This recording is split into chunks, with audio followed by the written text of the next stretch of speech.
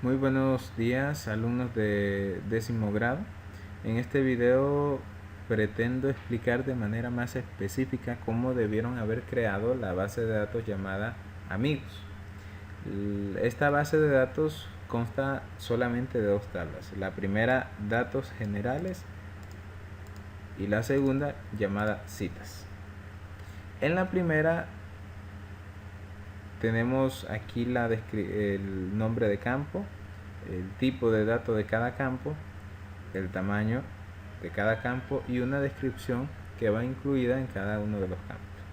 El procedimiento básicamente es fácil, solamente debemos guiarnos por esto que yo ya les entregué.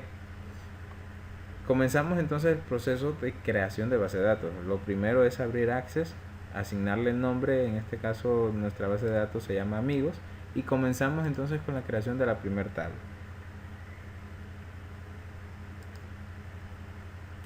Bien, una vez situados en Access, debemos irnos al botón Ver, hacemos clic en la vista diseño, asignamos el nombre, que en este caso es datos personales, y una vez dentro de esta vista simplemente empezamos con la modificación de los datos. El primer campo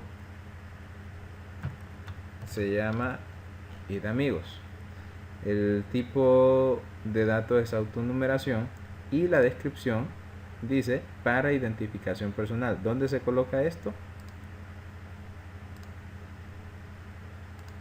En esta parte justo a la derecha, para identificación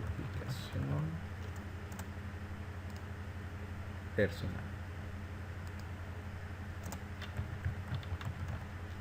El segundo campo sería nombre, tipo texto, tamaño 25 y la descripción nombre del amigo.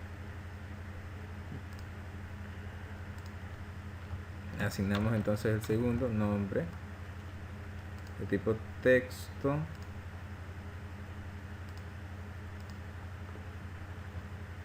y en la descripción escribimos nombre del amigo. Bien, así vamos a continuar entonces. El tamaño dice 25, entonces simplemente asignamos aquí en la propiedad de tamaño del campo tamaño 25. El siguiente campo es apellidos, tipo texto, tamaño 40, y en la descripción colocamos apellidos del amigo.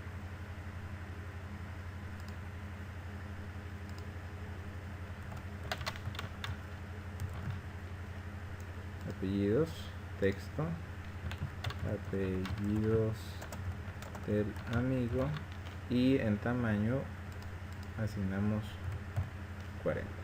De esta manera vamos a continuar con todos los campos, exactamente el mismo proceso: nombre del campo, tipo, una descripción y cambiando la propiedad.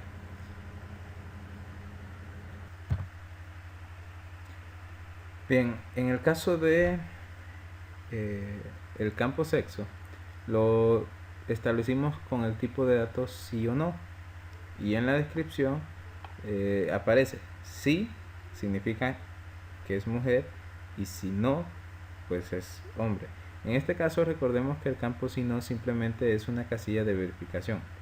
Según la descripción, entonces, si la casilla está verificada, se indica entonces que el sexo es femenino, y si la casilla no está tachada, se indica entonces que el sexo es hombre. Entonces continuamos, escribimos sexo de tipo sí o no, y en la descripción escribimos sí, significa que es mujer, sí, significa que es mujer, no, significa que es hombre. Bien, una vez terminando de escribir todos los campos con sus respectivas características, guardamos entonces nuestra tabla y nos disponemos entonces a la introducción de los datos, cambiando de vista en el botón ver donde dice vista hoja de datos. Para la introducción de datos lo podemos hacer directamente desde la tabla, Vamos a llenar toda esta tabla con la información que aparece en el material, recordando que la casilla de sexo, si está desactivada, significa que es hombre, y si está activa, significa que es mujer. Comenzamos entonces con el llenado de datos. Bien, su tabla debería verse como esto, ¿verdad?